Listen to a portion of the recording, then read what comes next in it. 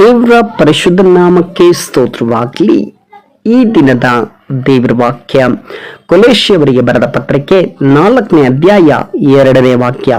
ಪ್ರಾರ್ಥನೆಯನ್ನು ತಪ್ಪದೆ ಮಾಡುವವರಾಗಿ ಅದರಲ್ಲಿ ಎಚ್ಚರವಾಗಿದ್ದು ದೇವರಿಗೆ ಕೃತಜ್ಞತಾಸ್ತುತಿ ಮಾಡಿರಿ.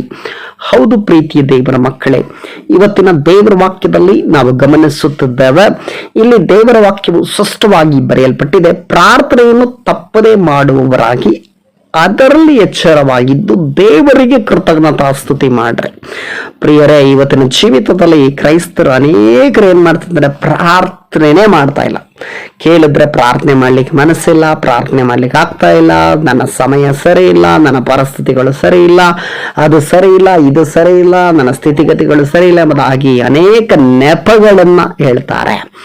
ಆದ್ರೆ ದೇವರು ಹೇಳ್ತಾ ಇದ್ದಾರೆ, ದೇವರ ಆತ್ಮನ ಹೇಳ್ತಾ ಇದ್ದಾನೆ, ಪ್ರಾರ್ಥನೆಯನ್ನು ತಪ್ಪದೇ ಮಾಡ್ಬೇಕು. ಯಾವ ರೀತಿ ಬೆಳಗ್ಗೆ ತಿಂಡಿ ತಪ್ಪದೆ ತಿಂತೀರಾ, ಮಧ್ಯಾಹ್ನ ಊಟ ತಪ್ಪದೆ ಮಾಡ್ತೀರಾ, ರಾತ್ರಿ ಊಟ ತಪ್ಪದೆ ಮಾಡ್ತೀರಾ, ಅದೇ ರೀತಿಯಲ್ಲಿ ಪ್ರಾರ್ಥನೆಯನ್ನು ತಪ್ಪದೆ ಮಾಡ್ಬೇಕಂತೆ. ಯಾಕಂದ್ರೆ ದೇವರ ಮಕ್ಕಳಿಗೆ ಪ್ರಾರ್ಥನೆ ಎನ್ನುವಂಥದ್ದು ಉಸಿರಾಗಿರಬೇಕು, ಪ್ರಾರ್ಥನೆ ಎನ್ನುವಂಥದ್ದು ಜೀವವಾಗಿರಬೇಕು. ಪ್ರಾರ್ಥನೆ ಇಲ್ಲದ ಮನುಷ್ಯನು ಆತನು ಸತ್ತಂತೆ ಸಮಾನನು. ಯಾಕೆಂದ್ರೆ ಸತ್ತ ಏನ ಯಾವತ್ತೂ ಪ್ರಾರ್ಥನೆ ಮಾಡೋದಿಲ್ಲ, ಸತ್ತ ಏನ ಯಾವತ್ತೂ ಪ್ರಾರ್ಥಿಸೋದಿಲ್ಲ.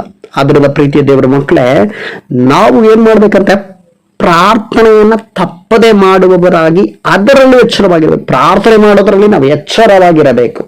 ಅನೇಕರು ಪ್ರಾರ್ಥನೆ ಮಾಡೋ ವಿಷಯದಲ್ಲಿ ಇವತ್ತು ನಿದ್ರೆ ಮಾಡ್ತಾ ಇದ್ದಾರೆ, ಆತ್ಮಿಕವಾಗಿ ನಿದ್ದೆ ಹೋಗಿದ್ದಾರೆ, ಆತ್ಮಿಕವಾಗಿ ಕೆಳಗಡೆ ಬಿದ್ದು ಹೋಗಿದ್ದಾರೆ.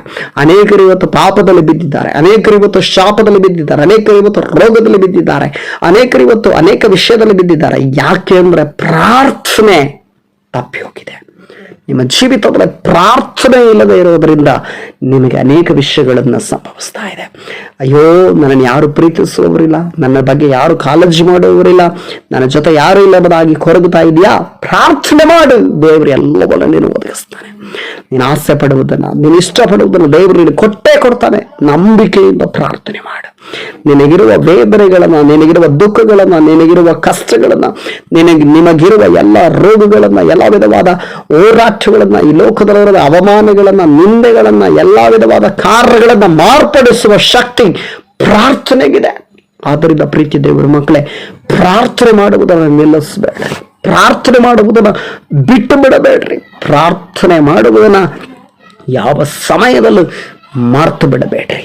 ಪ್ರಾರ್ಥನೆ ನಿಮ್ಮ ಜೀವವಾಗಿರಲಿ, ಪ್ರಾರ್ಥನೆ ನಿನ್ನ ಉಸಿರಾಗಿರಲಿ. ಆದ್ದರಿಂದ ಪ್ರೀತಿ ದೇವರ ಮಕ್ಕಳೇ, ದೇವರಾತ್ಮನ ಇರ್ತದಲ್ಲ, ದೇವರಿಗೆ ಕೃತಜ್ಞತಾಸ್ತುತಿ ಮಾಡಿ. ದೇವರು ಮಾಡಿದ ಒಳ್ಳೆಯದಕ್ಕೂ ಕೆಟ್ಟದಕ್ಕೂ ಎಲ್ಲದಕ್ಕೂ ದೇವರಿಗೆ ಸ್ತೋತ್ರ ಮಾಡ್ರಿ. ಎಲ್ಲಾ ವಿಷಯದಲ್ಲೂ ದೇವರಿಗೆ ಸ್ತೋತ್ರ ಮಾಡ್ರಿ, ದೇವರಿಗೆ ಕೃತಜ್ಞತೆ ಸಲ್ಲಿಸ್ರಿ. ದಪಾ ಸ್ತೋತ್ರ ಎಂಬುದಾಗಿ ಯೋಗರು ಹೇಳ್ತಾರೆ, ದೇವರೇ ನೀನೇ ಕೊಟ್ಟೆ, ನೀನೇ ತೆಗೆದುಕೊಂಡೆ, ಅದಕ್ಕಾಗಿ ಸ್ತೋತ್ರ ಎಂಬ. ಆ ರೀತಿಯಲ್ಲಿ ನೀವು ಕೂಡ ಪ್ರಾರ್ಥನೆ ಮಾಡ್ರಿ. ದೇವರ ಈ ಪರಿಸ್ಥಿತಿಯನ್ನು ತಂದದ್ದಕ್ಕೆ ಸ್ತೋತ್ರ, ಈ ಸ್ಥಿತಿಯನ್ನು ಕೊಟ್ಟದ್ದಕ್ಕೆ ಸ್ತೋತ್ರ, ಇದನ್ನು ಬರಮಾಡಿದ್ದಕ್ಕೆ ಸ್ತೋತ್ರ, ಈ ಕಾರ್ಯಗಳನ್ನು ನಮ್ಮ ಜೀವಿತದಲ್ಲಿ ಸಂಭವಿಸುವಂತೆ ಮಾಡಿದಕ್ಕೆ ಸ್ತೋತ್ರ. ಪ್ರಾರ್ಥನೆ ಮಾಡ್ರ. ಆ ಸ್ಥಿತಿಗತಿಗಳನ್ನು ದೇವರು ಬದಲಾಯಿಸ್ಲಿಕ್ಕಿದ್ದಾನೆ, ಆ ಪರಿಸ್ಥಿತಿಗಳನ್ನು ದೇವರು ಚೇಂಜ್ ಮಾಡ್ಲಿಕ್ಕಿದ್ದಾನೆ. ನಿಮ್ಮ ಪ್ರಾರ್ಥನೆ ಬಲವುಳ್ಳದಾಗಿರುವುದಾದ್ರೆ, ನಿಮ್ಮ ಪ್ರಾರ್ಥನೆಯಲ್ಲಿ ನಂಬಿಕೆ ಇರುವುದಾದ್ರೆ, ನಿಮ್ಮ ಪ್ರಾರ್ಥನೆಯನ್ನ ಹೆಚ್ಚಾಗಿ ಮಾಡೋದು ಮೊಣಕಾಲೂರಿ ನೀವು ಪ್ರಾರ್ಥಿಸುವುದಾದ್ರೆ, ಕಣ್ಣೀರಾಕಿ ಪ್ರಾರ್ಥಿಸುವುದಾದ್ರೆ, ಕಣ್ಣೀರಿನಿಂದ ದುಃಖದಿಂದ ಮನಸ್ಸೊಡೆದವರಾಗಿ ಕುಗ್ಗಿದವರಾಗಿ ನೀವು ಪ್ರಾರ್ಥಿಸುವುದಾದ್ರೆ, ಪ್ರೀತಿಯ ದೇವರ ಮಕ್ಕಳು, ನಿಮ್ಮ ಪ್ರಾರ್ಥನೆಯನ್ನ ದೇವರು ಕೇಳುವವನಾಗಿದ್ದಾನೆ. ನಿಮ್ಮ ಪ್ರಾರ್ಥನೆಗೆ ದೇವರು ಸದುತ್ತರವನ್ನು ಕೊಡುವವನಾಗಿದೆ.